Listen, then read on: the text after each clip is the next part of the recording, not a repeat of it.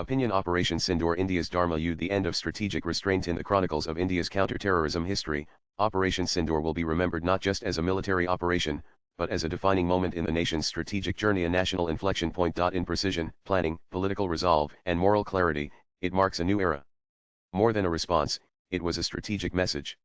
More than punishment, it was a doctrine in action. And above all, it was India's Dharma Yudh, just war against terror. We have seen bold actions before, surgical strikes in 2016, and Balakot's aerial precision in 2019, but Sindoor is not just a continuation. It is a transformation. It reflects India's evolution into a nation that no longer tolerates terror as the cost of statecraft but confronts it head-on, strategically, clinically, and unapologetically. India has endured the sting of terrorism for far too long. Decades of cross-border infiltration, ambushes on soldiers, attacks on civilians, and proxy warfare launched from Pakistani soil have scarred our national psyche. Groups like Jaish-e-Mohammed Jem, Hizbul Mujahideen, and Lashkar-Taiba proscribed globally yet patronized openly in Pakistan have treated Indian lives with impunity. But the targeted killing of innocent tourists at Pahalgam, followed by irrefutable intelligence linking Pakistan-based terror masterminds to the act, proved to be the final trigger. No more dossiers.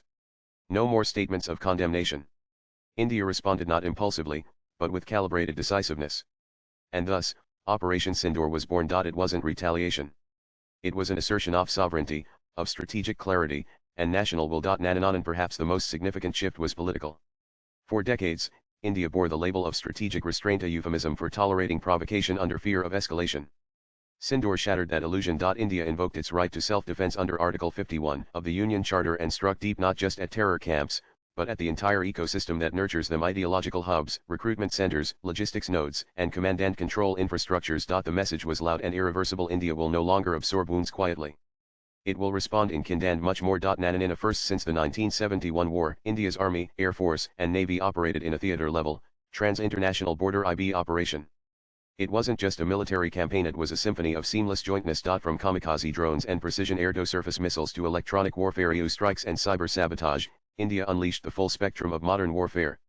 In just 25 minutes, multiple high-value targets spread across Pakistan's geography were neutralized. The operation didn't just display military might, it revealed a future-ready force backed by cutting-edge technology and razor-sharp coordination. And what made Operation Sindoor truly transformational was the boldness of its target selection. No longer were strikes confined to the line of control LOC or remote terrorist outposts. This time, India went deep. Bawalpur, the ideological HQ of Jem and Masood Azhar, was hit. Muradka, the operational hub of Let under Hafiz Saeed's network, saw critical infrastructure demolished. Even facilities linked to ISIS strategic guidance of proxy warfare were struck with pinpoint accuracy. This was not symbolic. This was strategic. India went for the jugular of Pakistan's terror architecture.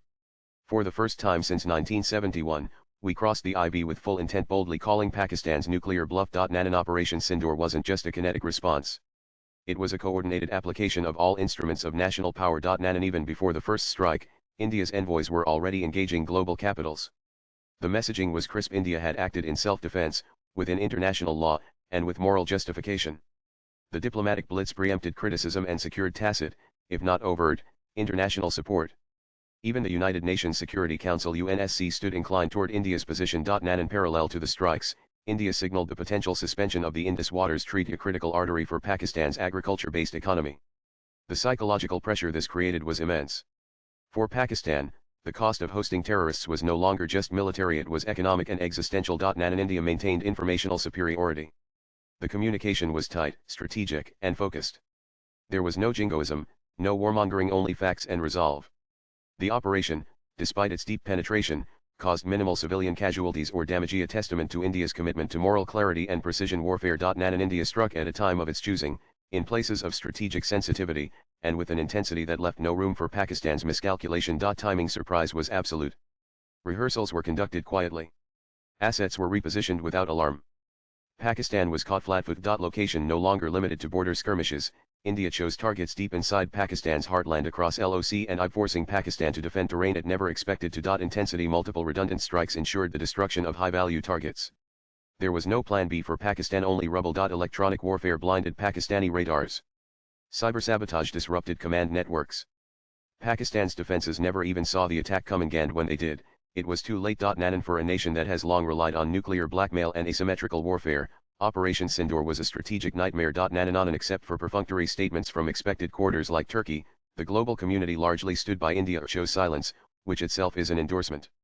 Even China's response was muted, calling merely for restraint. The message was global: Pakistan must dismantle its terror infrastructure or face strategic isolation and strong military response. Nanan Operation Sindoor is not just a military success, it is a strategic doctrine in motion. It represents a unified India, politically resolute, militarily capable, technologically empowered, diplomatically persuasive, and morally clear. This was not a war for vengeance, it was a just war, waged in defense of sovereignty, dignity, and peace. Terrorism is not just a security challenge, it is a test of national character.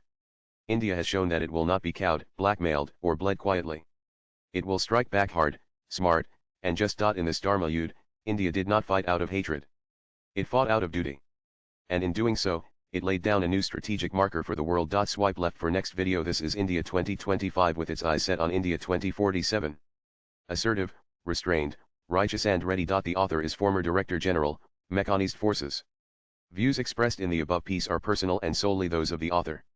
They do not necessarily reflect News 18's views. Latest blogs.